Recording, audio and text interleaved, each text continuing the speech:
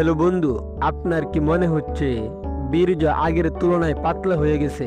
শরীর দুর্বল লাগে, এমন কি মনে ভয় কাজ করে ভবিষ্যতে যদি এই বীর্য সন্তান জন্ম দেওয়ার সক্ষমতা হারিয়ে ফেলে?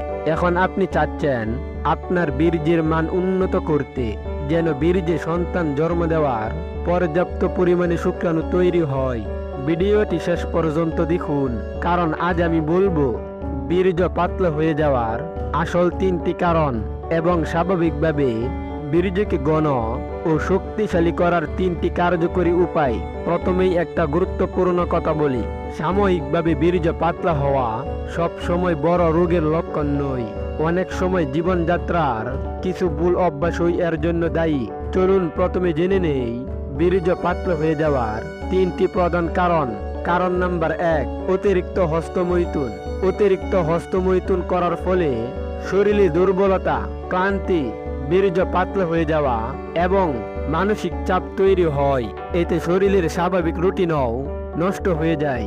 বিশেষ করে যদি এটি রেগুলার রুটিনে অভ্যাস হয়ে যায়, তাহলে বীর্য থেকে শুক্রাণু কমে যায়, যা ভবিষ্যতে বড় হুমকি হয়ে দাঁড়ায়।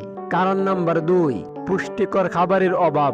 কারণ নাম্বার 3, অতিরিক্ত রাত জাগা।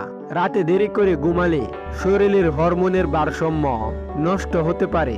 বিশেষ করে যারা রাত জেগে মোবাইল চালায়, তাদের শরীরে ক্লান্তি ও দুর্বলতা বেশি দেখা যায়। এখন প্রশ্ন হলো, কি করলে স্বাভাবিকভাবে বীর্যের মান উন্নত হতে পারে? উপায় নাম্বার 1, পর্যাপ্ত ঘুম। আপনারা অনেকেই ঘুমকে অবহেলা করেন, কিন্তু বিশেষজ্ঞরা বলেছেন ঘুম খাবারের থেকেও বেশি কার্যকরী। তাই প্রতিদিন অন্তত 7 থেকে 8 ঘন্টা ঘুমানোর চেষ্টা করুন। রাতে দ্রুত ঘুমালে শরীর ভালোভাবে রিকভার করতে পারে।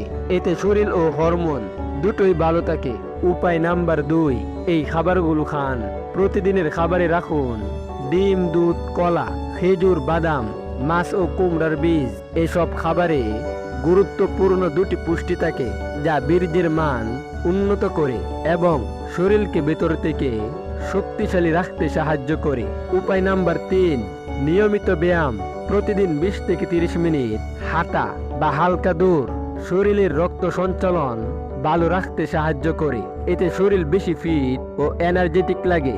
আর একটা গুরুত্বপূর্ণ কথা, অনলাইনে আসা এক রাতে শক্তি বাড়ান এসব ভুয়া বিজ্ঞাপন দেখে ভুলেও কোনো ওষুধ খাবেন না।